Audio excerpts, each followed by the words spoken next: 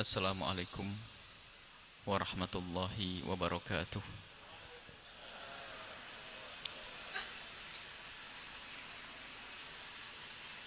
Alhamdulillah. Alhamdulillahilladzi akrama man syaa min ibadihi bi hubbil ilmi wa ahlihi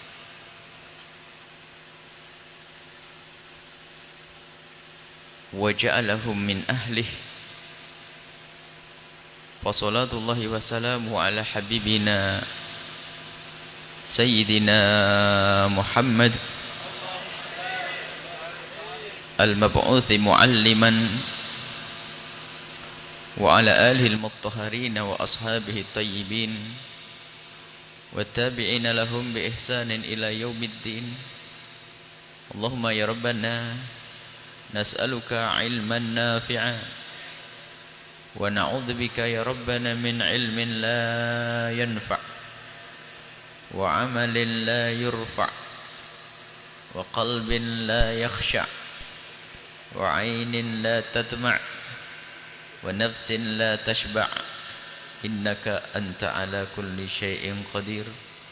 Allahumma ya Rabbana ukhshurna yawmal qiyamati ma'a zumratil ulama was sulaha wal awliya wal anbiya wa ma'a habibik sayyidina Muhammad. Warzuqna ya Rabbana taubata qabla al-maut wasyahadata indal maut wal jannata ba'dal maut. Amma ba'du. Yang kami cintai, yang kami muliakan, para guru-guru pembimbing penerus dakwahnya Sayyiduna Muhammad sallallahu alaihi wasallam, lebih khusus adalah pengasuh Al-Murabbi Al-Syekh Tuan Guru Anjengan Jaja, yang semoga Allah senantiasa memberikan kepada beliau kekuatan, ketabahan, kesabaran, kemudahan. Dan juga siapapun yang berjuang bersama beliau diberi oleh Allah kemudahan, ketabahan, dan kesabaran. Dan semoga Allah memberikan kepada beliau para pejuang ini ketulusan dan keikhlasan, sehingga apapun yang mereka lakukan akan diberi oleh Allah, akan diganti oleh Allah dengan kebaikan nanti di akhirat, dan juga akan diberikan oleh Allah, diberikan kepada mereka di dunia dengan segala kebaikan untuk mereka di dunia, di akhirat, diri mereka dan keluarga mereka dan keturunan mereka semuanya.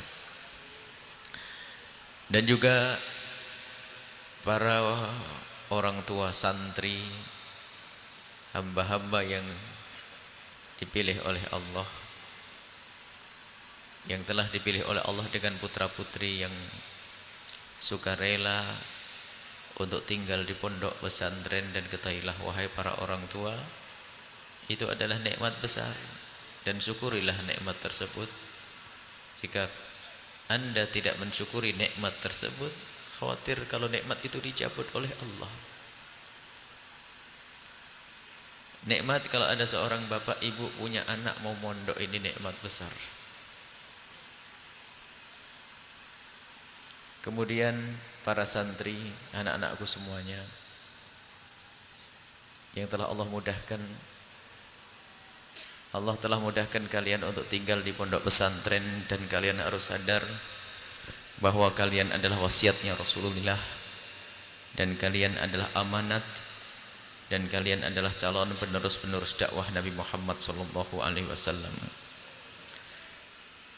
Dan kepada semua para pejuang yang berjuang di sini, para donatur, ketahuilah jika Anda tulus, maka ketahuilah Anda nanti akan jajar bersama para ulama di hadapan Nabi.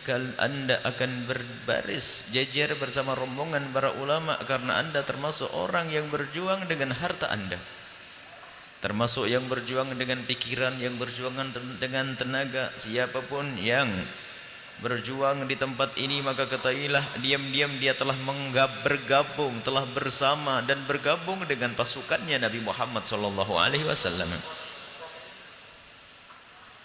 Baik. Berarti di sini ada para guru, di sini ada para orang tua, di sini ada para siswa, santri, dan di sini juga ada para pejuang. Maka kami akan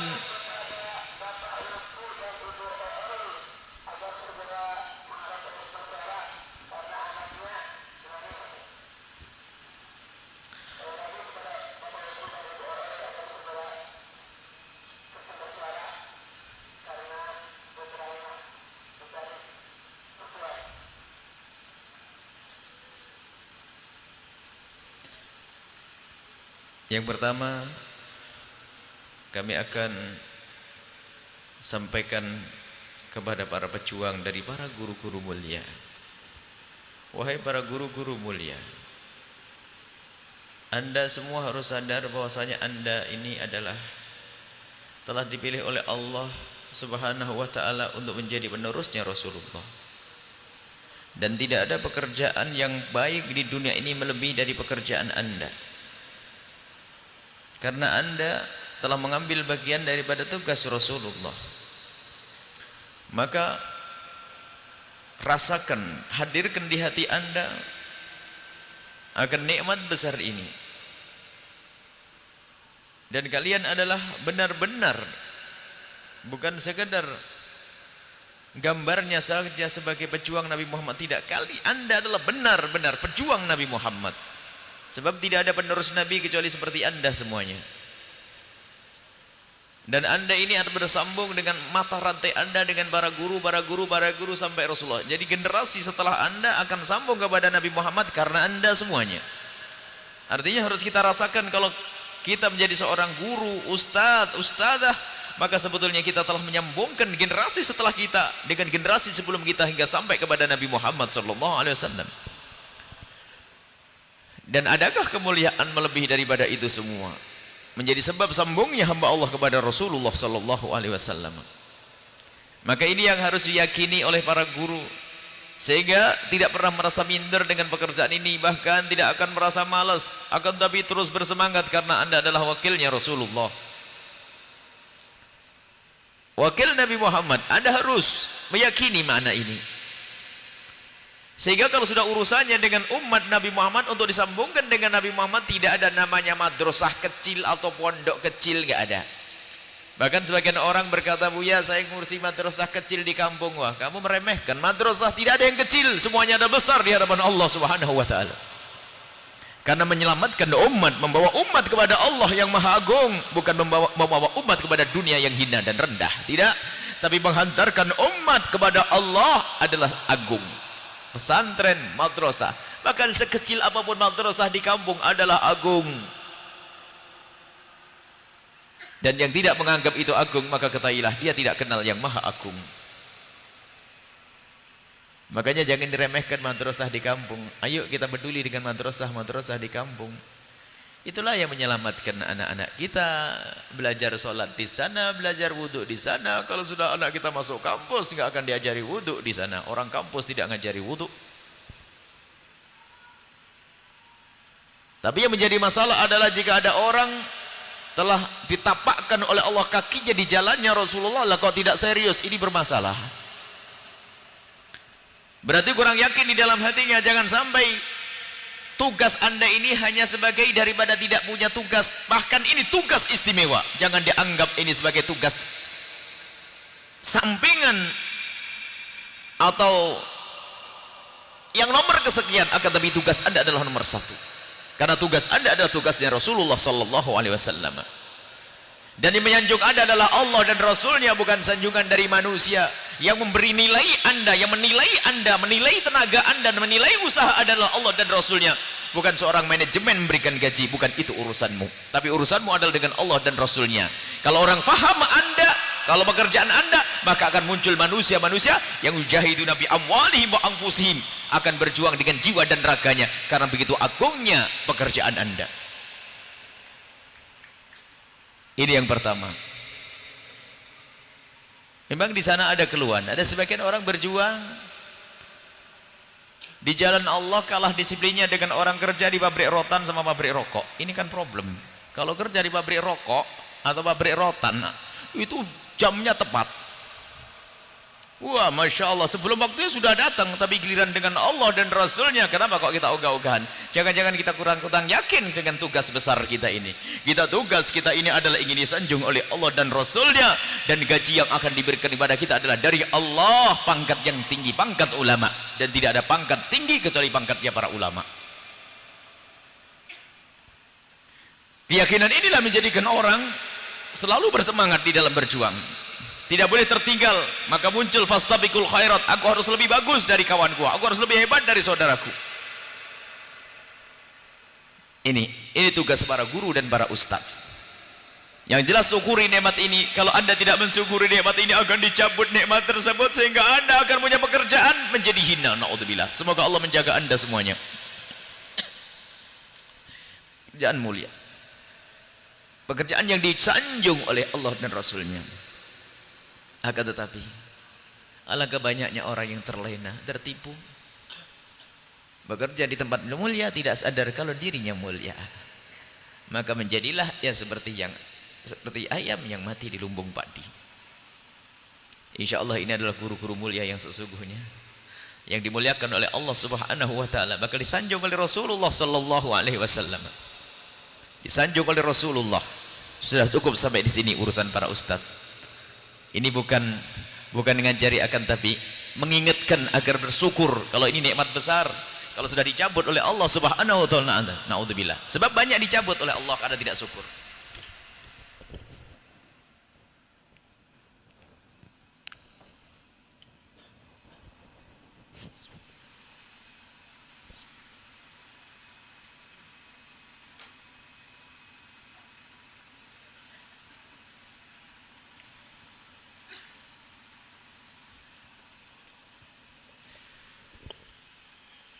Ada sebagian orang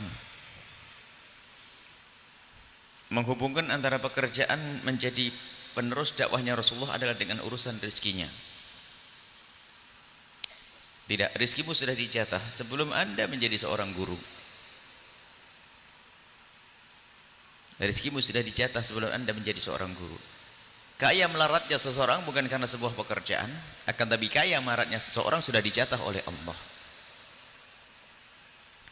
Akan tapi menjadi guru ini istimewa. Sehingga ada sebagian orang itu Masya Allah, awal keluar dari pondok pesantren ngajar. Terjadi dengan salah satu orang yang sangat kita kenal, bahkan bukan jauh, mereka adalah orang yang sangat dekat. Keluar dari pesantren ngajar seminggu, hanya hari Jumat saja dia tidak ngajar. Akhirnya dalam mengajarnya ini coba-coba usaha miara ayam. Berjalan miara ayamnya. Dulu alasannya apa? Sambil kerja, kalau kerja biar tambah mantep saya mau ngajar. Waduh, niatnya bagus. Betul, ayamnya mulai banyak. Yang ngajarnya mula-mula 6 hari jadi 5 hari. Sudah bisa beli motor, 5 hari ngajarnya. Tak taunya saya pergi mondok 1 tahun, belum 1 tahun karena pengajarnya sudah menjadi 4 hari. Giliran saya pergi ke luar negeri, balik lagi pulang sudah tidak ngajar lagi itu Ustaz, karena sudah menjadi orang kaya, bukan?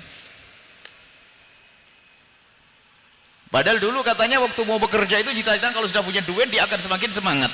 Jadi semangatnya orang berjuang nggak ada hubungannya dengan duit, tidak ada hubungannya. Semangat dalam berjuang adalah urusan hatimu dengan Allah Subhanahu wa taala. Ini yang pertama.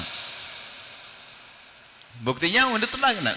Orang itu kaya hari ini, punya mobil, sudah tidak ngajar. Mestinya punya mobil, ngajar mestinya adalah 24 jam kalau perlu. Karena pergi kepada sudah ada karyawannya, sudah ada yang bekerja dan sebagainya. Datangnya pun dulu naik sepeda, sekarang sudah pakai mobil. Dan kenyataan saya lihat sampai hari ini sudah tidak pernah mengajar. Semoga Allah mengampuninya, memberikan kesadaran, karena dia orang pinter. Waktu mondok di tempatnya adalah termasuk orang yang hebat, cerdas, luas, ngajarnya enak. Dan saya pun termasuk yang pernah diajar biarpun tidak lama, merasakan cara mengajarnya adalah Akan tapi begitulah, dia tidak mau mengajar, sama sekali tidak mengajar. Hanya kali amati yang demikian ini adalah mungkin suatu ketika bakal mengajar, akan tapi jangan sampai terjadi ini. Secara lahir ini adalah salah, ada kebenaran yang sesungguhnya adalah dari Allah, mungkin oleh Allah dipersiapkan untuk menjadi orang yang lebih besar lagi, akan tapi secara lahir seperti itu adalah banyak. Kasus semacam ini banyak. Bahkan ada sebagian santri, ini sekaligus ini kalau kita tidak bicara dengan para asatid dulu, santri yang sudah mulai jadi ustadz, biasanya keluar dari pondok apa yang dilakukan pertama? Mikir cari duit. Kenapa? Saya pengen kalau ngajar nanti itu nggak butuh dengan pemberian orang, jadi saya harus kerja dulu. Baik, kerja dulu.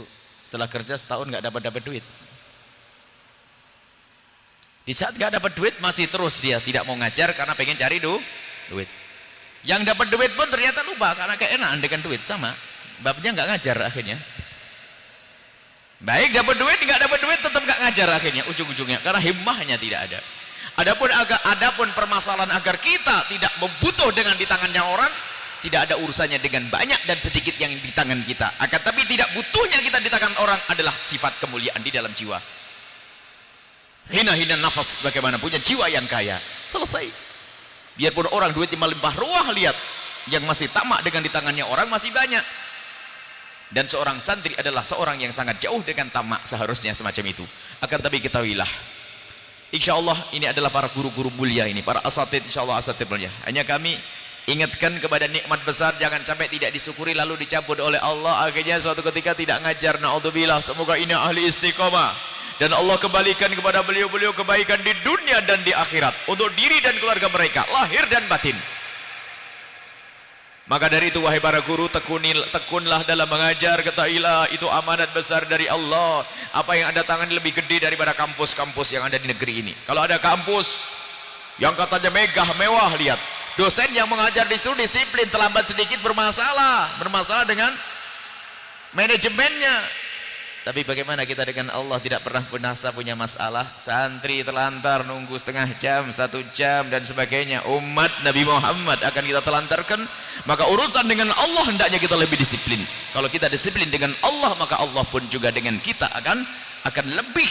Sebab kalau kita melangkah kepada Allah sejengkal, Allah akan melangkah satu depan. Itu kan kaidahnya. Kita mendekat kepada Allah sedikit, Allah lebih banyak lagi dan tidak akan kurang. Maka semakin kita serius, Allah juga lebih dari itu semuanya. Tinggal kita kukuhkan hati kita. Yang jelas Anda adalah di tempat yang mulia. Anda sebagai orang-orang yang dipilih oleh Allah, yang pertama. Yang kedua, kepada para wali santri. Wahai para wali santri, bersyukurlah Anda punya anak mau mondok. Kalau Anda tidak bersyukur, bisa dicabut oleh Allah nikmat tersebut. Na'udzubillah. Ada beberapa orang yang kita kenal, ibu, bapak, ada orang yang sangat kita kenal, menangis ngelihat anak bisa mondok. Kok bisa ya orang mau mondok? Saya punya anak, saya ajak ngaji seminggu sekali saja nggak bisa. Ngajak seminggu sekali itu diajak, hari Ahad pagi majelis Ahad, saya ajak, saya rayu-rayu, saya ini nggak bisa. Sholat masih nyuruh dan sebagainya. Ini masya Allah, anak-anak pada mau mondok. Nangis orang itu cerita kepada saya, nangis. Apalagi mencoba malam tambah nangis. Sekarang lihat anak jam 3 sudah bangun tahajudan. Anak saya sholat subuh dibanguni sampai jam 7, kadang-kadang belum bangun kalau hari libur. Susah. Diajak hari Ahad sudah saya rayu-rayu, nanti makannya di luar, nanti mampir pengajian, tetap tidak mau. Na'udzubillah. Tapi bapak-bapak semacam itu insya Allah tetap anaknya bakal benar nanti suatu ketika. Tapi Anda yang sudah diberi oleh Allah kenikmatan, anaknya mau tinggal di pondok pesantren, kalau tidak Anda syukuri, maka ketahuilah khawatir nikmat itu dicabut oleh Allah Subhanahu wa taala. Kalau dicabut Anda jadi bingung, akhirnya sholat masih nyuruh anaknya, suruh ngaji susah. Akhirnya apa? Menjadi anak yang meninggalkan sholat, anak durhaka ke orang tua, anak menyakiti tetangga, anak rebutan waris, anak yang mendengki dan seterusnya. Maka syukurilah wahai para orang tua, bahwasanya Anda punya anak mau mondok, ini nikmat besar dari Allah. Maka jangan lupa 2 hal untuk keberhasilan anak-anakmu. Yang pertama adalah jangan lupa Anda mendoakan anak-anak. Setiap saat doakan mereka butuh doa. Yang kedua adalah biayai mereka dengan harta yang halal. Jangan engkau beri mereka harta yang haram. Sebab kalau mereka makan harta yang haram, maka ketahuilah ilmu yang disebut sebagai nur itu tidak akan masuk ke dalam hatinya. Sebab hati hanya bisa menerima nur. Kecuali sudah hati terkotori oleh namanya kemaksiatan dan makanan haram, maka cahaya tidak akan bisa masuk ke dalam hati seorang hamba. Sehingga gurunya pun kerepotan ngajari anak yang makanannya haram. Maka dari itu wahai para orang tua, tolong dijaga makanan anak-anak kita. Yang halal, yang halal, yang halal, makanan halal. Ini dari pihak Anda dengan putra-putri Anda. Kemudian selanjutnya urusan Anda dengan pondok pesantren. Kalau sudah Anda menyekolahkan anak di pondok pesantren, serahkan pada kiai, jangan suka ganggu. Ini orang tua ini kadang suka ganggu. Suka merusak peraturan macam-macam. Apalagi kalau orang tuanya sedikit punya makom, anaknya bapaknya kiai, itu kiai atau ustadz atau apa, ini maunya semaunya sendiri. Bahkan ada sebagian orang tua atau kaya, nyembelih ayam saja diundang suruh pulang anaknya. Gimana bisa pinter anaknya? Serahkan kepada kiai, guru, anjengan saya serahkan sudah, mau diapain saja terserah. Maka ketahuilah kalau ada orang tua suka ngajari melanggar anaknya, anaknya tidak bakal kerasan. Sudah itu. Akhirnya belok anaknya. Maka Anda jangan melanggar, biarpun sang ustadznya tidak tahu, ustadz tidak tahu, pengurus tidak tahu, anjengan tidak tahu, maka ketahuilah Anda jangan melanggar. Kalau Anda melanggar, ini menjadi sebab rahmat, sebab kecintaan kepada pondok dicabut dari hati anak-anak Anda. Tiba-tiba di akhir tahun anak Anda mengatakan, saya tidak mau mondok lagi deh, bubarlah. Maka urusanmu dengan guru-guru harus benar, urusanmu dengan pondok harus benar. Maka patuhlah wahai para orang tua dengan peraturan pondok. Sebab banyak di pondok-pondok ini biasanya sudah keluhannya itu anaknya sudah tentrem, ayam, orang tuanya yang bikin masalah, repot. Kalau Anda pengen anak Anda berhasil, serahkan kepada kepada guru-guru. Guru-guru itu Masya Allah Bu, harus tahu ngurusi anaknya orang setiap hari. Bayangkan kita ngurusi anak sendiri saja cuma 2 saja kadang-kadang nggak bener, ini setiap hari. Tidak ada hubungan nasab kadang-kadang. Anaknya orang Masya Allah, tulus beliau para guru capek ngajari alif bata sampai yang gede-gede. Itu guru ngajari anak-anak kita. Lah kok gitu ada seorang wali santri komplain marah-marah sama ustadz. Oh, alamat anaknya cepet hilang itu. Ada komplain ustadz marah kok sama ustadznya. Sama ustadz tanya minta petunjuk dan sebagainya. Maka Anda sebagai para orang tua, kalau pengen anakmu tentrem dan mudah mendapatkan ilmu, maka ajari anakmu untuk patuh dengan pondok pesantren. Kalau ada kekurangan bukan malah digombosi, ada kekurangan sudahlah nak, namanya pondok, sabar sayang. Jadi semakin susah semakin besar ilmu yang kau dapat. Gitu tangan. Oh gitu ya. Astagfirullahaladzim. Kamu aja di rumah tidak kayak begitu. Yes, repot ini. Wali santri kalau sudah begitu direpot, anaknya pun diajari susah, pinternya pun di otaknya saja, tidak masuk ke hatinya. Tapi insya Allah ibu-ibu, bapak-bapak ini yang hadir di sini adalah para wali santri yang anaknya adalah soleh-solehah semuanya.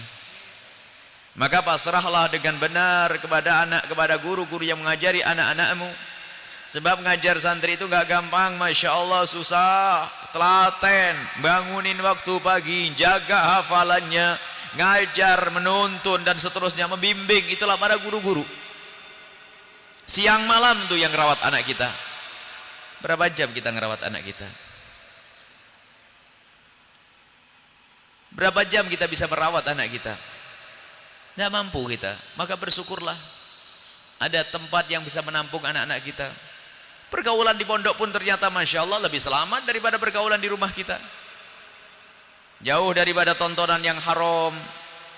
Itu di pondok pesantren. Maka para orang tua, syukurilah keberadaan putra-putri Anda di pondok pesantren. Maka dari itu dukung dengan panjatan doa rizki yang halal. Kemudian mohon harus patuh dengan pondok pesantren. Kalau Anda ingin punya anak yang berhasil, pengen anak yang sukses, Anda harus patuh. Dan ketahuilah bahwa wahai para orang tua, mungkin ada di sini ada orang tua yang kebetulan anaknya belum masuk pondok pesantren atau belum rindu dengan pondok pesantren. Maka ketahuilah kehadiran Anda di tempat ini pun dilihat oleh Allah. Suatu ketika Allah akan membahagiakan Anda dengan anak yang soleh solehah. Pokoknya kalau senang dengan tempat semacam ini sudah Masya Allah lumayan. Mungkin ada seorang bapak atau ibu datang ke tempat ini dengan gembira, tapi anaknya masih bandel di luar sana. Tapi kalau cukup Anda senang dengan tempat semacam ini, insya Allah anak Anda akan ditolong oleh Allah. Yang jadi masalah adalah kalau orang sudah gak senang dengan tempat semacam ini. Su'udon, benci dengan tempat semacam ini, lihat, gak bisa ditolong. Biarpun wali kutub datang kepadanya, gak bisa menolong. Karena apa? Benci dengan taman surga, benci dengan wasiatnya Rasulullah. Makanya paling kasihan itu orang yang benci sama pondok. Gak bisa ditolong tuh, ada. Makanya mari kita doakan semoga tetangga kiri kanan pondok ini adalah mencintai pondok semuanya. Sebab kalau ada satu tetangga yang musuh pondok, lihat, bakal sengsara, kesengsaraannya yang tidak bisa ditolong. Karena dia membenci. Ini adalah wasiatnya Rasulullah. Tempat yang mulia, taman surga, tempat turunnya rahmat, turunnya pengampunan dari Allah Subhanahu wa taala, lalu dibenci. Kalau ada kesalahan daripada santri dan sebagainya, santri belajar dari rumah, bandel, mau masuk pondok mau benar, ada kesalahan satu dua iya. Akan tapi kalau menjadi sebab kebencian, naudzubillah, kalau benci dengan tempat semacam ini, alamat syaqawah, alamat kesengsaraan, alamat kehancuran. Maka kalau ada orang yang anaknya belum sempat mondok tapi kok bisa hadir ke tempat ini, maka ketahuilah Allah akan menolong Anda dan menolong putra-putri Anda insya Allah. Termasuk mungkin ada donatur biarpun anaknya belum sempat mondok tapi dia senang dengan pondok, bantu. Lah ini hebat, bayangkan, dia bantu pondok bukan karena anaknya di pondok, bukan, hanya pengen bantu. Maka ketahuilah Allah fi aunil abdi makanal abdu fi auni akhi. Kalau Anda wahai para orang tua yang punya anak mungkin bejat, mungkin gak karu-karuan, senenglah dengan pondok semacam ini, bantu, maka suatu ketika anak Anda akan dikembalikan oleh Allah. Karena apa? Allah sudah berjanji melalui lisan Rasulullah, Allah fi aunil abdi makanal abdu fi auni akhi. Allah akan menolong seorang hamba kalau hamba itu ngurusi orang lain, hamba itu peduli dengan orang lain. Lah ini para donatur anggap saja anaknya bandel, lah kok ternyata peduli dengan pondok pesantren, lihat suatu ketika anaknya akan dikembalikan oleh Allah. Karena Allah tidak pernah ingkar janji.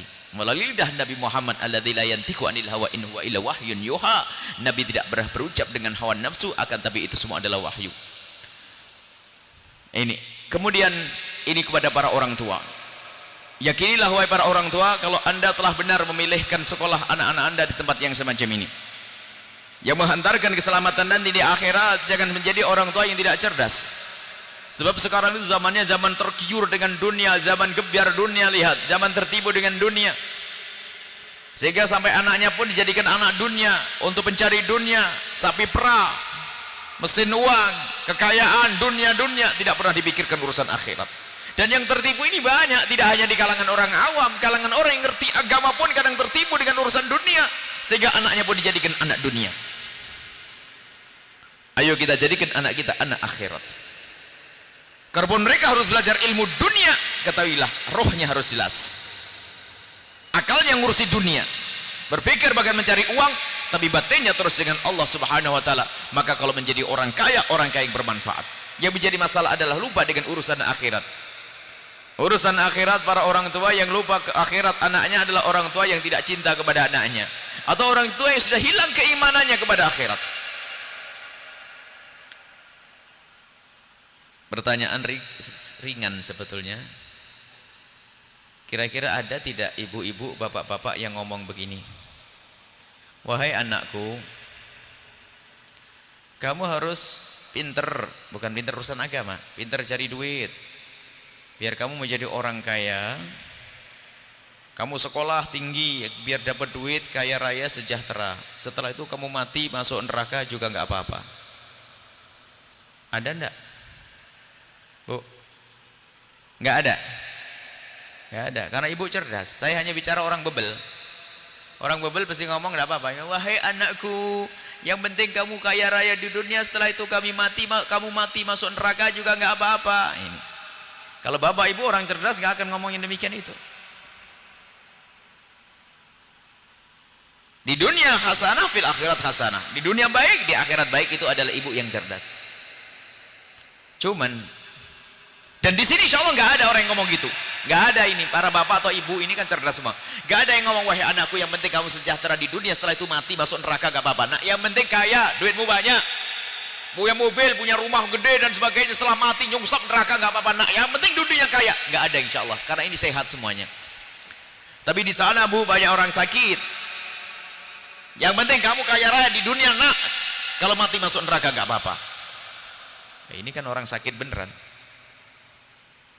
Dan nggak ada orang yang ngomong begitu kalau orang sehat. Teorinya sih begitu. Cuman dalam kenyataannya bagaimana? Banyak orang memang tidak ngomong dengan lidahnya seperti itu, tapi perilakunya yang ngomong. Perilakunya tuh ngomong begitu. Kalau lidahnya enggak, kalau ditanya, gimana Bu, yang penting anakmu kaya raya di dunia, setelah itu masuk neraka. Oh, enggak. Itu. Tapi ternyata lihat, perilakunya anaknya itu sekolah gak pernah kenal agama. Lihat saja sekarang dunia ini, lihat. Saya tidak pernah buat contoh kampung mana, dunia secara umum saja lihat. Kalau sudah anak sekolah SMP, SMA, jual anting, jual kalung tuh Bu. Kuliah untuk cari duit, jual anting, jual kalung, jual sawah kalau perlu. Tapi giliran madrasah diniyah suruh bayar 5.000 saja katanya kemahalan itu nasib. Madrasah diniyah ngaji 5.000 katanya kemahalan. La ilaha illallah. Oke. Hampir gak kebayang kok ada orang jual sawah untuk nyekolahkan agama anaknya, itu sedikit banget.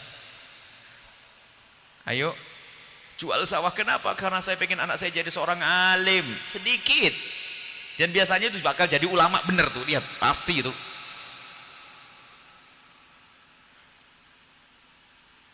Ini tentunya bukan untuk ibu-ibu, ibu-ibu sudah anaknya mondok semuanya ini. Nah, ada orang yang tidak pernah memikirkan urusan akhirat anaknya. Bahkan kalau sudah sekolah umum tuh perhatian luar biasa, diberikan sepeda, seragamnya bagus, kemudian bukunya bagus-bagus, wah luar biasa. Kalau sakit saja, kalau lagi sekolah SMP, SMA sakit tuh, waduh bingung, jangan sampai sakit sayang, dipijit, dikasih minyak serai pokoknya, biar cepat sembuh, kemudian bisa sekolah. Itu kalau sekolah umum mencari duit. Saya tidak bicara pondok dulu, ukurannya madrasah diniyah di kampung-kampung. Tapi lihat, yang tadi kalau anaknya sekolah SMP baru diminyaki, wah pijeti makin cepat sekolah, ditungguin, nanti kamu tidak masuk, tidak naik kelas sayang, sekolah ya, iya umi, dianterin sampean. Tapi kalau madrasah diniyah itu sakit sedikit saja kata ibunya apa? Sudahlah nak, istirahat ya, biar cepat sembuh, nanti saya ngomong sama pak gurunya, ustadznya baik kok. Ini nasib. Itu model-model ibu-ibu zaman sekarang. Itu bukan ibu-ibu, ini ibu solehah semuanya, ini aman ini. Tuh lo yang di sana tuh yang repot. Grim, hujan deras kalau sudah sekolah umum, kamu harus berangkat pakai mantel nak. Ini madrasah ini gerimis sedikit, kamu nanti pilek lo nak sini. Urusan agama kok jadi murah nih, bagaimana ini kisahnya nih? Dan ini keadaan dunia semacam itu. Maka saya kukuhkan, bersyukurlah wahai para ibu, jika anda rindu anak anda mau sekolah di tempat semacam ini, anda selamat insya Allah. Oh dunia ini kacau. Dan bergaulan di luar sangat mengerikan, bergaulan di luar mengerikan. Ada sebuah kisah, adalah salah satu sahabat. Beliau adalah seorang ustadz yang baik dan berbakat, ngajarnya enak, di pondok-pondok disenangi. Istrinya seorang penghafal Al-Quran, punya anak sudah umur 11 tahun. Dan dia memang punya prinsip, sampai usia tertentu, usia SMA atau apa, anaknya akan dididik di rumah biar menghafal Al-Quran dengan ibunya, belajar ilmu dengan bapaknya. Dan anaknya memang benar baik, dididik oleh ibunya dengan baik sampai menghafal Quran. Usia 11 tahun sudah menghafal 9 juz. Hebat, luar biasa. Suatu ketika ini sahabat saya ini tiba-tiba datang cerita tuh sambil nangis. Astagfirullah, nangis. Ada apa? Ceritanya setelah lebaran, cerita tentang bulan Ramadan. Di bulan Ramadan punya kisah, saya pulang dari ngajar, tiba-tiba di gang saya itu saya melihat anak saya berlima. Anak saya berlima itu keluar dari rumahnya seseorang. Rumahnya satu orang kaya, salah satu tetangga orang kaya punya anak yang temennya anaknya itu. Anak saya keluar ketahuan saya itu lari, kayak ada yang jadi sembunyikan. Saya langsung pulang ke rumah, nyandarkan sepeda motor, tak cari, nggak ketemu. Akhirnya pulang, waktu pulang sudah ketakutan anak ini. Tahu saya bakal marah, saya bentak, kalau kamu jujur saya tidak akan marahi kamu. Ngapain kamu? Iya bah, bahasa Jawa. Enggak bah, iya bah maksudnya. Ngapain kamu? Masak mie. Ramadan siang hari berlima masak mie, nggak puasa rupanya dia. Di rumah puasa, rupanya di luar tidak puasa, masak mie.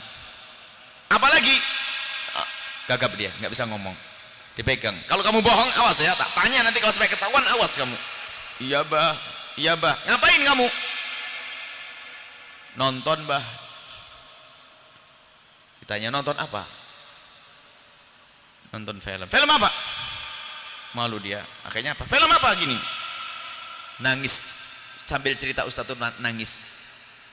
Tak taunya, Buya, anak saya waktu itu salah satu kawannya itu anaknya orang kaya, kebetulan bapaknya kerja di mana, jadi memang jarang pendidikan dari ibunya, hanya dikasih duit-duit, dikirimi oleh bapaknya itu HP yang berkamera, sehingga di situ ada filmnya. Rupanya yang ditonton oleh anak-anak menjelang masa pubertas, menjelang kelas 6 itu adalah film kotor yang tidak pantas dilihat oleh orang tua. Sampai setelah itu sambil nangis cerita, sahabat saya bersumpah, demi Allah, biarpun rumahku bener, aku didik bener, demi Allah aku tidak percaya dengan lingkunganku. Hari ini harus aku pondokkan. Allah, lingkungan mengerikan. Jangan sombong, Bu. Aku bisa didik, aku bisa ngatur. Berapa jam kau bisa meluk anakmu? Berapa jam kau bisa merangkul anakmu? Di luar sekolah sudah keluar 1 jam di madrasah yang ada di luar, sekolah luar macam-macam, apalagi zaman-zaman rusak, HP dan sebagainya, ngeri. Kalau anda tidak tahu, khawatir, ketahuilah, khawatir anak kita sudah bersama iblis, bersama setan. Maka sekali lagi bersyukurlah wahai para orang tua yang punya anak di sini, bersyukur. Kalau anda tidak bersyukur, anda bisa menangis seperti yang lainnya. Ustaz itu langsung bersumpah, demi Allah saya tidak percaya dengan lingkunganku. Maka langsung saya carikan pondok pesantren, dan alhamdulillah kemarin sudah mondoklah sang anak. Artinya apa? Ternyata impian yang luar biasa, anak bisa nyantri di sini, bisa mondok di tempat semacam ini, adalah tempat yang sangat mulia. Kemudian yang terakhir kepada para santri, karena waktu sudah malam, wahai para santri, engkau adalah wasiatnya Rasulullah. Kalian juga dipilih oleh Allah. Tidak banyak di dunia ini yang seperti engkau. Lebih banyak adalah Masya Allah, yang hura-hura dan tidak karuan. Dan mereka yang hura-hura juga umat Nabi Muhammad SAW. Akan tapi kalian dipilih di antara mereka sebagai orang yang datang ke pondok pesantren dan menuntut ilmu di sini. Maka ini nikmat besar yang luar biasa untuk wahai anak-anakku semuanya. Syukuri dan syukuri dan syukuri. Kalau anda tidak mensyukuri, anda sudah dirubah oleh Allah, berada di tempat yang hina, di tempat yang anda jauh dari Allah Subhanahu wa Ta'ala. Dan coba kalian pikirkan wahai anak-anakku semuanya, apa kegiatan yang kalian lakukan di pondok? Antara kebaikan menuju kebaikan, dari kebaikan menuju kebaikan. Mulai dari bangun tahajudan, setelah tahajudan anda baca Al-Quran, setelah itu anda membaca nazam, setelah itu anda belajar. Dari kebaikan menuju kebaikan, dari kebaikan menuju kebaikan. Tapi yang di luar sana wahai anak-anakku, lihat alangkah banyaknya di antara mereka orang yang seumur dirimu, dari kemaksiatan menuju kemaksiatan, dari kehinaan menuju kehinaan, sampai kecebur ke neraka jahanam. Menjadi santri kok tidak bangga, ini bagaimana? Sudah begitu di mobil angkot ditanya orang sekolah di mana? Kuliah. Ya, ngaku kuliah. Santri gitu loh, bangga. Kamu santri, kuliah. Tanya semesternya semester 1. Loh, ini waktunya semester 2 kok mau semester 1 ini?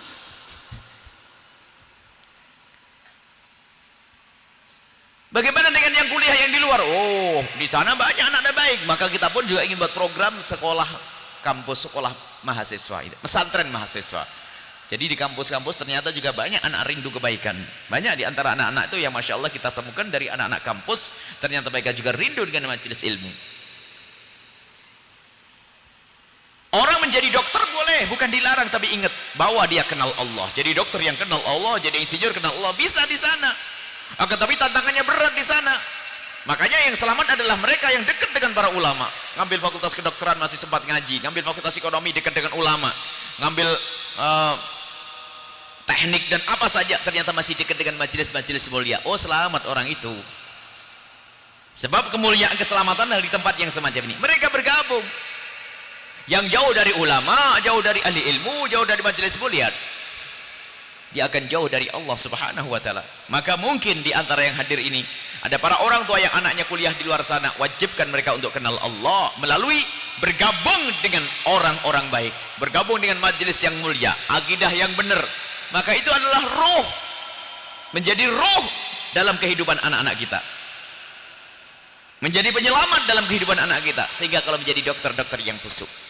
Baik, supaya tidak yang kebetulan anaknya ada di luar, masih ada kesempatan untuk menjadikan anaknya menjadi anak ahli surga, tapi dengan catatan harus Anda hubungkan dengan tempat mulia yang semacam ini. Tapi kalau Anda hanya membiayai anak untuk ngambil kedokteran, ngambil fakultas apapun, tapi kalau tidak Anda bawa kepada Allah dan Rasulnya, maka Anda akan nyesal. Kalau anak-anak itu menjadi anak yang bodoh, ketahuilah dia kalau berbuat jahat paling hanya nyuri jemuran, nyuri mangga. Tapi kalau menjadi seorang dokter tidak punya iman, tidak punya takwa, kejahatannya adalah berbohong dengan pasien. Kalau dia menjadi pejabat adalah menjadi culas karena dia pinter. Akan tapi kalau menjadi orang bodoh, nyuri, mak pejahatnya hanya kelas-kelas kampung. Tapi gara-gara Anda kuliahkan menjadi seorang yang gelarnya besar, lalu dia pun mendapatkan jabatan tinggi, tapi tidak kenal Allah, maka ketahuilah dosa-dosa yang dilakukan pun akan ditumpangkan kepada Anda yang katanya sering umrah, sering haji. Ternyata waktu sujud di Mekah sana di depan Ka'bah, tak taunya anaknya bermaksiat dengan korupsinya atau maksiat dengan kejahatannya dalam ilmunya, maka ketahuilah bapaknya pun waktu sujud dapat neraka. Tapi Anda seorang bapak yang telah mendidik anaknya dengan benar menjadi seorang dokter yang soleh, dia pun berjanji dalam dirinya, dengan berjanji dalam hatinya akan membantu dan membantu, sehingga di saat melayani pasien pun dengan Allah, kalaupun sakit dia akan, kalaupun dia harus beli obat yang semestinya, tidak pernah berbohong dengan urusan resepnya, tidak pernah culas, tidak selamat dia dokter ahli surga, urusannya dengan Allah. Bukan itu pembahasan kita sebetulnya, itu bahasan di luar sana. Akan tapi pembahasan kita adalah denganmu wahai para santri. Maka dari itu pertama kalian mensyukuri nikmat besar ini wahai anak-anakku. Sebagai seorang santri kalian adalah menjadi wasiatnya Rasulullah, sehingga para ulama menggelari kalian wasiatnya Rasulullah. Maka yang peduli dengan wasiatnya Rasulullah adalah peduli dengan Rasulullah. Maka orang yang cinta dengan santri, lihat Allah akan jaga orang tersebut. Maka cintailah para santri wahai hamba-hamba Allah. Kemudian wahai anak-anakku, untuk mendapatkan ilmu yang manfaat, ilmu yang kalian cari adalah ilmu yang manfaat. Baca mukaddimahnya kitab Bidayatul Hidayah. Sudah kita hadirkan kemarin di bulan Ramadan. Sepanjang Ramadan kita mencoba mensyarahi kitab Bidayatul Hidayah, biarpun tidak tuntas. Dalam mukaddimah bagaimana Imam Ghazali selalu menata hati seorang penuntut ilmu.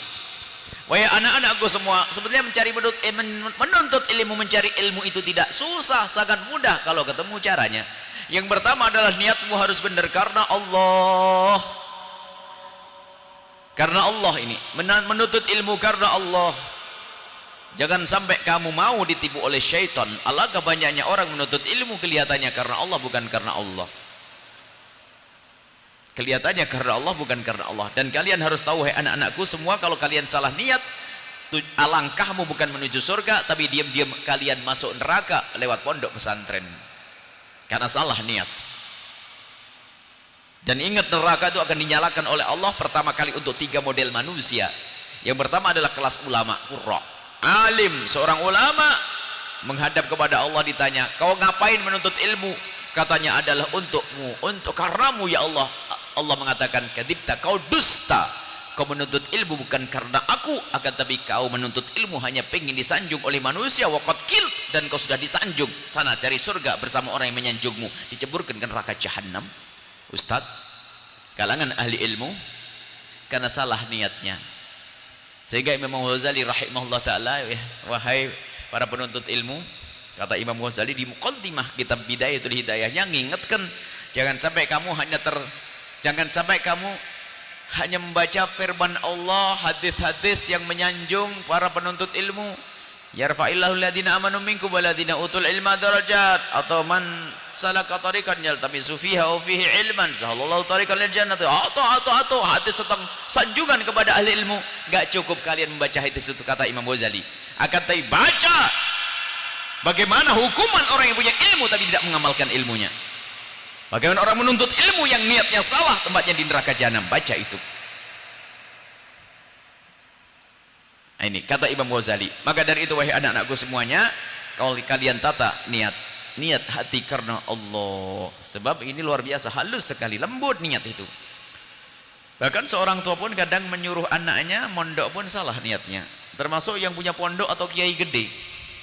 Nasihatnya, wahai anakku, kamu mondok ya, kamu ngapalin Quran, kamu ngafalin Alfiyah, ngafalin Zubat Ibn Ruslan, kemudian yang Alfiyah, belajar ilmu yang hebat sampai kamu jadi orang alim nak ya. Anaknya, biar kenapa bah? Ya biar kamu jadi penerusnya abah. Penerusnya abah. Ada apa dengan abah ini? Tidak disambungkan dengan Allah, sehingga yang dibaca oleh anak adalah makom bapaknya. Karena bapak punya makom, daripada diambil orang nanti harus kamu nak yang terus kena. Diam-diam niatnya busuk, itu hati-hati. Para kiai pun kadang nyuruh anaknya mondok masih salah niatnya. Rupanya anaknya hanya pengen teruskan makom bapaknya. Lah kalau sudah urusannya anaknya untuk meneruskan makom bapaknya, bukan kemuliaan di hadapan Allah, akhirnya ada anak-anaknya rebutan pondok, itu ada, hati-hati. Oh ini salah niat itu. Akan tapi kalau anak kita menuntut ilmu untuk menjadi penerusnya Rasulullah nak ya, bukan penerusnya abah. Memang secara lahir benar penerusnya abah, tapi kadang tidak sadar bukan abah, penerus abah yang berjuang dulu ulet dengan segala kekurangannya, dengan ketawaduannya. Tapi setelah bapaknya gede, anaknya tidak ngerti maksudnya penerus abah. Oh abah yang punya makom, jamaah gede, santri gede. Oh itu ya enak dong, dimana-mana abah dijemput pakai mobil, cium tangan. Iya, saya akan jadi penerusnya abah, kemana-mana ngafalin Quran, penerusnya abah. Yang dilihat bukan urusan akhiratnya, kemegahan bapaknya. Awas, hati-hati ini yang nyuruh anaknya mondok dari para kiai. Tertipu juga rupanya. Wah hebat nih setan. Penerus abah, penerus abah, penerus abah. Niat yang salah bermasalah, menjadi sebab kehancuran kita nanti di akhirat. Na'udzubillah. Niat karena Allah, ingin dapatkan ilmu untuk diriku sendiri, maka ilmu sedikit sesedikit apapun upayakan untuk kita bisa mengamalkannya. Dan ilmu yang bermanfaat adalah ilmu yang menjadikan engkau semakin takut kepada Allah. Akan tapi kalau ilmu menjadi engkau jauh dari Allah, bukan ilmu yang manfaat. Dibarengi dengan hidayah dari Allah, taufik dari Allah, orang tambah ilmu belum tentu dia selamat, karena cara mengambil ilmu dengan cara yang salah, ilmunya pun bukan ilmu yang menyelamatkannya. Dan alangkah banyaknya orang semacam itu. Membaca Al-Quran la yatajawazu an hanajiri, Quran dibaca hanya di otaknya, ilmunya hanya sebatas diskusi hebat, bahtul masail nomor 1, wow, membahas fikih dasar, debat, wah ngerti, tapi tidak turun di hatinya. La yatajawazu an hanajiri, tidak melewati tenggorokannya. Hebat, tapi tidak menjadi orang yang rindu untuk sujud di tengah malam mengadu kepada Allah. Ilmunya tidak menjadikan dia bersih hati. Ternyata ustadz dengan dengki. Kenapa dia kok lebih gede pondoknya dari saya? Kenapa? Ustadz dengan ustadz saling mendengki. Jangankan dengan orang lain, kadang-kadang lihat bapaknya meninggal dunia, ada ustadz muda 2 itu rebutan pangkat bapaknya. Wah ini model pondok-pondok yang menjerumuskan itu. Kulet itu ada, jangan dianggap tidak ada. Wong Imam Ghazali sudah ngomong kok. Jadi kalangan ahli ilmu tuh hati-hati di urusan keturunan dan anak-anaknya ini. Kalau tidak dididik dengan benar, wah bencana. La hasada ka hasadil ulama. Kalau kedengkian yang paling mengerikan kata Imam Ghazali di kalangan para ustadz. Di kalangan anaknya para ustadz pun bisa muncul yang demikian kalau tidak tata dengan benar tuh. Ini kita mulai dari kalangan ustadz. Kalangan ustadz saja bisa terjerumus, bagaimana di luar ustadz? Urusannya salah niatnya. Pondok pesantren, jangan dianggap setan. Setan yang di pondok tuh gede-gede pangkatnya. Kalau setannya kelas orang-orang di pinggir, enteng ini kelas di sini. Kalau kita kelihatan setan pakai imamah, jubahan kayaknya setannya juga. Hebat. Kelas ulama itu hati-hati anakku, wahai para santri. Maka niatmu yang benar. Kalau niatmu benar, setan takut. Dunia, berebut, berantem, jangan dianggap sepele. Selama ini kita seolah berbicara mutus tali persoalan rebutan waris, neraka rebutan waris, rebutan dunia nggak beres-beres, sampai bunuh-bunuhan segala macam dan sebagainya. Wah, rebutan waris. Ketahuilah, rebutan waris bukan waris dunia saja. Yang rebutan waris bukan orang kaya, orang melarat juga rebutan waris. Sebab yang kotor hatinya, orang melarat rebutan tikar robek. Yang punya ilmu, bapaknya meninggal dunia itu, punya anak 3, itu rebutan kantin pondok. Justnya sana sini, kira-kira nggak ketemu, udah itu ujungnya. Ini karena salah niatnya. Jadi dulu tuh menuntut ilmu tujuannya bukan karena Allah, istimalati wujuhin nasi. Seperti di hatiam Imam Abu Dawud, man ta'allama ilman mimma yubtagha bihi wajhullahi la yata'allamu illa li'ardhin minad dunya lam yajid arfal jannati yaumal qiyamati. Orang kalau cari ilmu yang seharusnya karena Allah, lah kok ternyata terbetik di hatinya untuk dunia, tidak akan bisa mencium bau surga. Lah niatmu yang benar wahai anakku. Sudahlah kau menuntut ilmu bukan kau pengen dipanggil sebagai ustaz mewah. Bukan, lupakan itu nak. Engkau menuntut ilmu pertama adalah engkau ingin selamat, menjalankan perintah Rasulullah untuk menuntut ilmu. Setelah itu, setelah engkau mendapatkan ilmu untuk mengamalkan dirimu sendiri, untuk membersihkan hatimu. Setelah itu ada sisa kesempatan setelah kau benahi diri untuk membenahi kiri kananmu. Bukan ingin disanjung manusia. Dan awas, agama itu mahal nak. Mau jadi Pak Bupati saja deket-deket pondok loh. Agama itu mahal loh ya, jangan main-main. Mau jadi lurah saja deket santri itu. Agama itu mahal sebabnya. Mahal agama itu. Makanya karena mahal, santri yang salah niat menjual agamanya. Makanya niat yang benar wahai anak-anakku. Tapi tidak semua bupati dekat sama pondok lalu pengen nih, enggak. Banyak bupati yang tulus kok. Bupati yang tulus banyak, yang baik juga ada. Cuman ketahuilah, lihat, penting agama itu mahal. Nabi Muhammad mahal. Sehingga kalau salah kita bisa jual Nabi Muhammad, jual agama ini. Salah niat wahai anak-anakku. Maka dari itu niatmu yang benar karena Allah, menuntut ilmu karena Allah. Kalau niat ilmu bukan karena Allah, karena dunia, maka nanti muncul rebutan dunia, rebutan wilayah. Ngapain kamu masuk wilayah saya? Ini kan kampung saya. Lu dari mana? Wah, ini kiai pakai kapling-kaplingan begitu. Ini kan problem ini. Innalillah. Insyaallah karena kalian mendengar kemuliaan hari ini, kalian dijaga wahai anak-anakku. Amin. Dijaga oleh Allah Subhanahu wa taala. Maka niat yang benar yang pertama karena Allah. Kemudian setelah itu nak, untuk mendapatkan ilmu ada dua syarat. Punya ringkas saja karena waktu sudah malam. Yang pertama harus ada adab. Setelah niat yang benar, kalian harus punya hubunganmu dengan gurumu. Sebenarnya adab itu ada 5. Adab kepada Allah, Rasulullah, guru, orang tua, kawan. Itu ada semuanya. Berarti harus kuliah 2 malam nanti. Pengajiannya 2 hari 2 malam nanti. Jadi singkat saja, punya ringkas di sini bahwasanya adab dengan gurumu saja. Jadi urusanmu dengan gurumu karena ilmu akan kau ambil dari gurumu. Maka 2 hal jangan lupa. Pertama harus ada mahabbah. Yang kedua adalah adab, tata krama. Kalau kamu tidak punya mahabbah dengan gurumu, kau tidak akan bisa mengucurkan ilmu dari gurumu kepada dirimu. Jadi pertama dengan guru harus ada mahabbah. Bagaimana engkau melatih hatimu untuk bisa mencintai gurumu. Ini cinta tidak ada urusan dengan syahwat ya. Kita tidak bicara dengan syahwat. Cinta mahabbah karena Allah, mencintai gurumu karena ketahuilah gurumu lah yang menyambungkan dirimu dengan Rasulullah. Harus kalian yakini itu semua. Gurumu yang menyambungkan dirimu kepada Rasulullah. Guru, biarpun misalnya gurumu yang mengajar kitab Safinah, katanya kitab kecil, jangan dianggap kecil, tapi kecil yang menjadikan kau sambung dengan Rasulullah.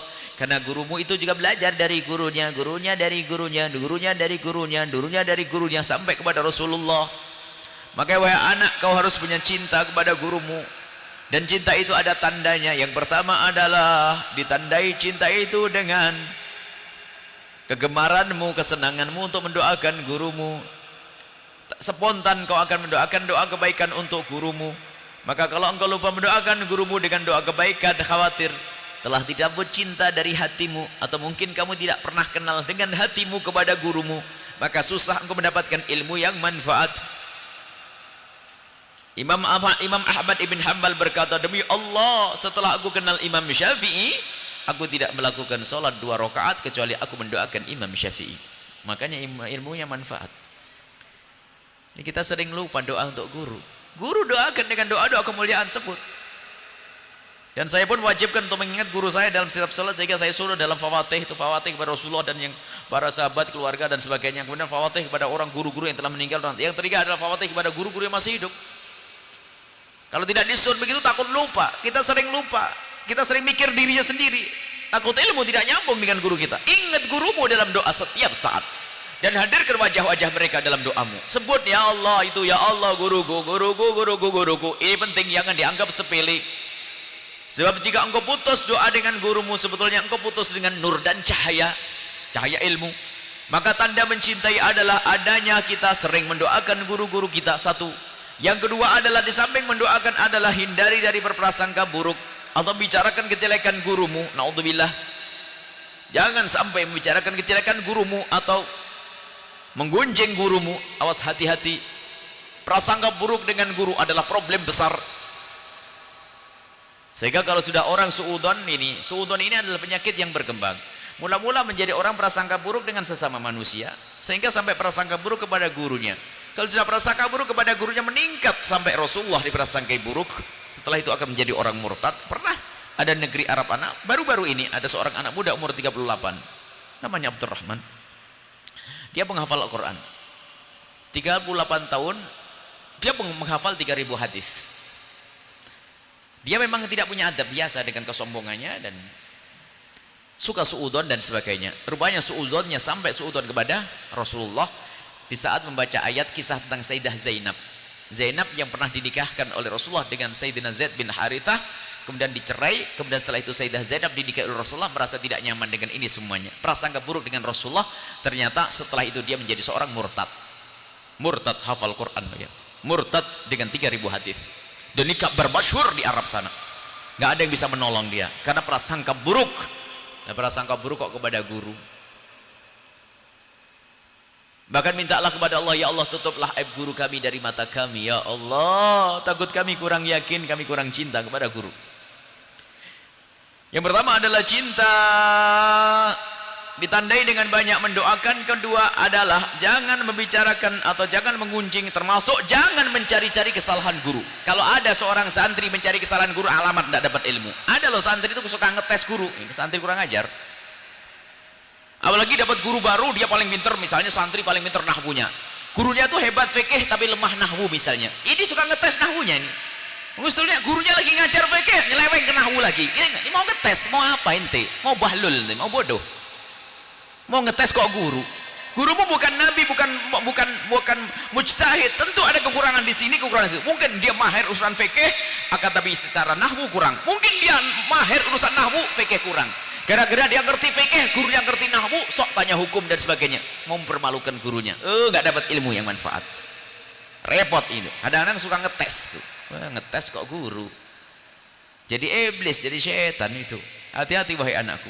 Bagaimana kata Imam Zarnuji yang kalian membaca setiap hari dalam kitab Ta'lim Muta'allim, kalau seandainya ada gurumu menjelaskan sebuah permasalahan yang ke1000 kali, hendaknya adabmu tetap seperti engkau mendengar yang pertama kali. Oh kan gitu.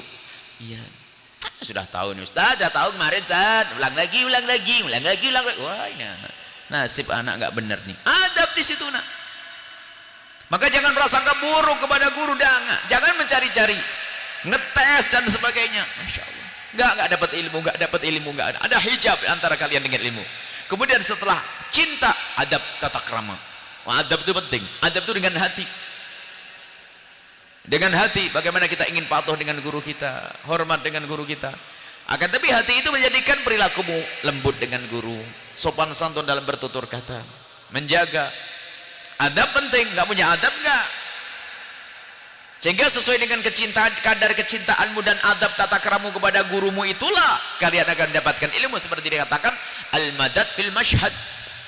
Madad itu adalah ilmu yang sifatnya laduni, maknawi, rohani. Yang kau dapatkan adalah sesuai dengan sebesar apa cara pandangmu kepada gurumu. Dan mungkin sekali guru futuhmu adalah orang yang engkau lebih pintar dari dia. Mungkin karena ketulusan hatimu itu. Guru futuh itu guru pembuka. Ada dalam istilah tarbiyah adalah guru futuh. Kayaknya tidak banyak ngajar, akan tapi ternyata Allah bukakan banyak kebaikan dari orang tersebut. Bahkan mungkin lebih muda darimu, mungkin engkau lebih alim dari dia. Ternyata kuncinya adalah ketawaduan. Dan ingat, tawadu ini mengangkat kalian. Makanya kami selalu sampaikan, dan ini hakikat, bukan hanya sekedar kita ingin meramaikan majlis. Kami selalu sampaikan, kalau saya punya majlis yang rame itu, kok tiba-tiba saya tidak datang, kok diganti oleh murid saya, ketahuilah keberkahannya lebih gede daripada di saat saya ngajar. Dan itu semuanya berlaku hakikat. Kalau saya ngajar, kemudian tiba-tiba saya tidak datang, diganti murid, maka telah keberkahan ada di sini.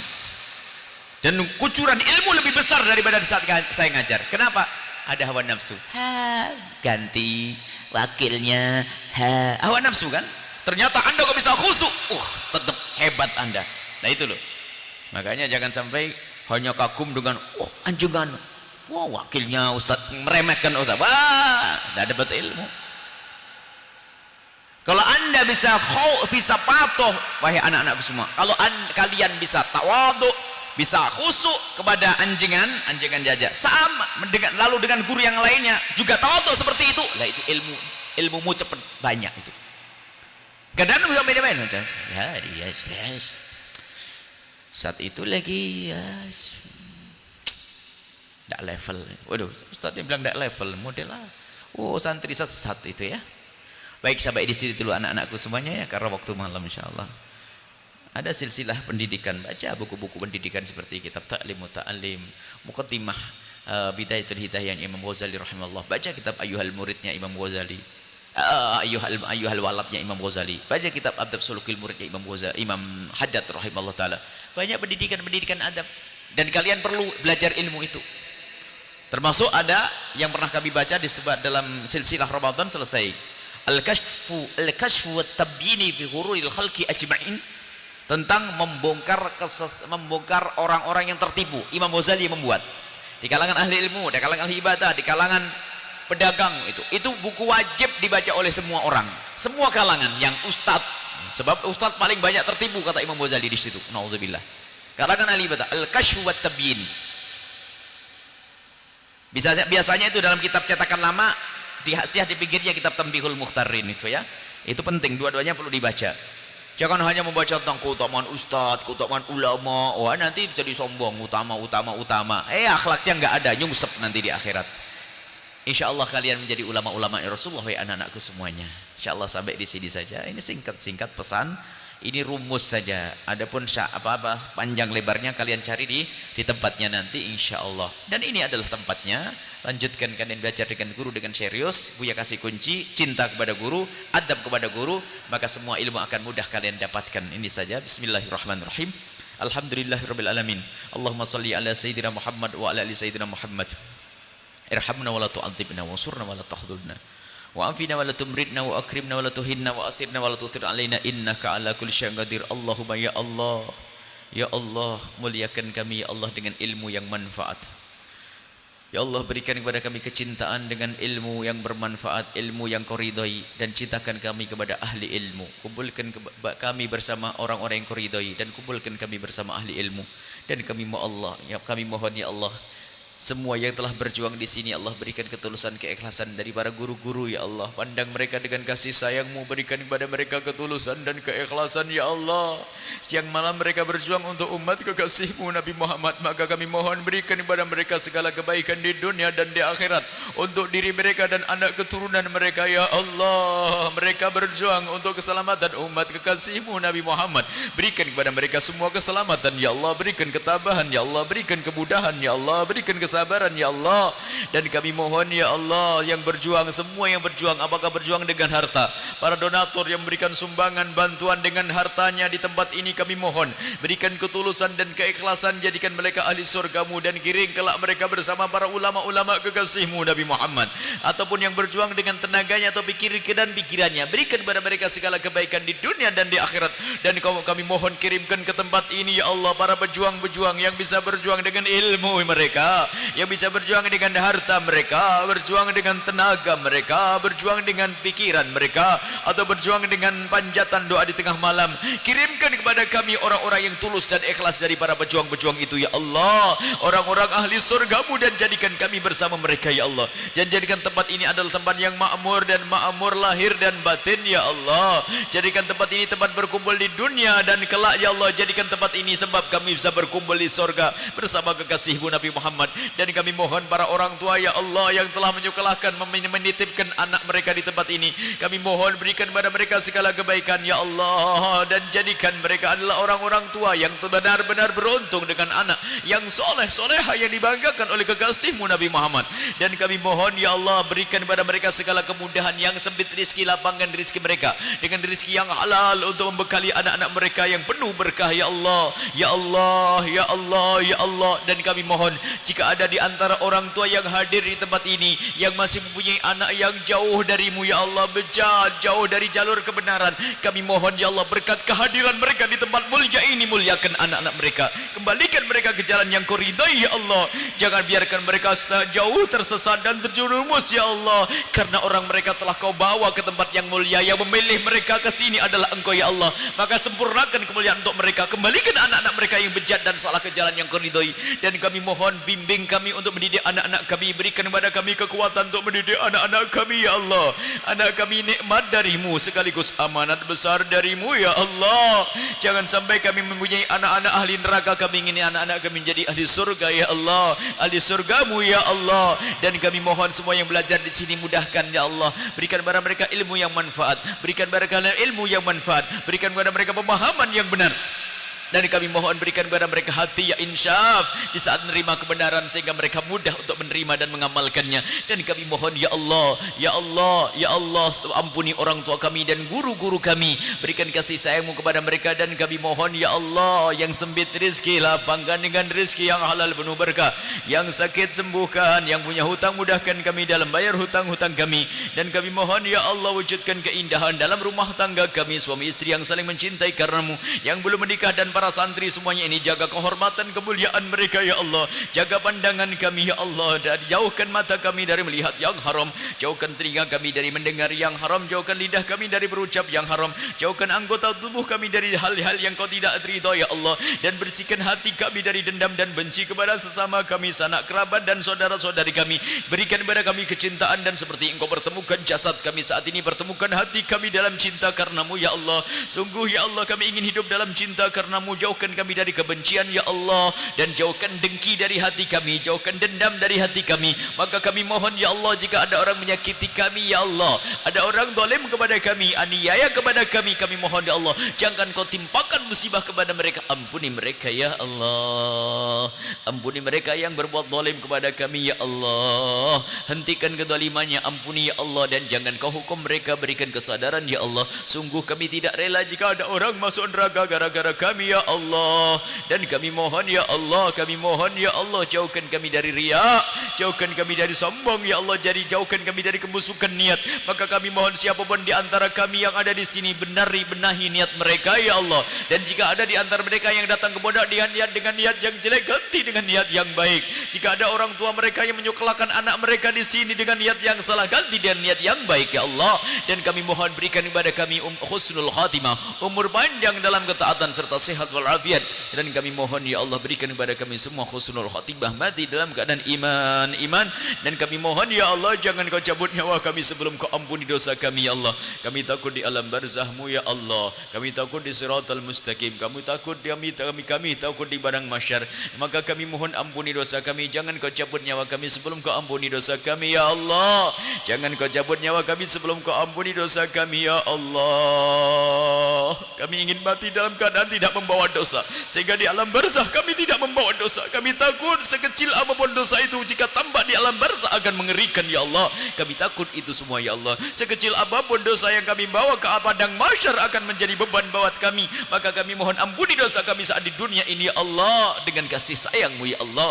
Ya Allah, jangan Kau cabut nyawa kami sebelum Kau ampuni. Dan kami mohon berikan kepada kami husnul khatimah, dan berikan ya Allah di saat Kau hendak mencabut nyawa kami. Kami ingin saat Kau mencabut nyawa kami ingin saat itu ya Allah, hati dan di saat hati ya Allah. Kami ingin saat Kau mencabut nyawa kami ya Allah, kami dalam keadaan sujud dalam salat kami. Kami ingin saat Kau mencabut nyawa kami dalam keadaan ingat kepadamu. Kami ingin dalam keadaan Kau ridha kepada kami. Dan kami mohon ya Allah, jadikan ucapan kami di akhir hayat kami kelak, saat Engkau hendak mencabut nyawa kami ingin saat itu ya Allah, hati dan lidah kami mampu mengucapkan kalimat agung dan mulia, la ilaha illallah Muhammadur Rasulullah, la ilaha illallah Muhammadur Rasulullah.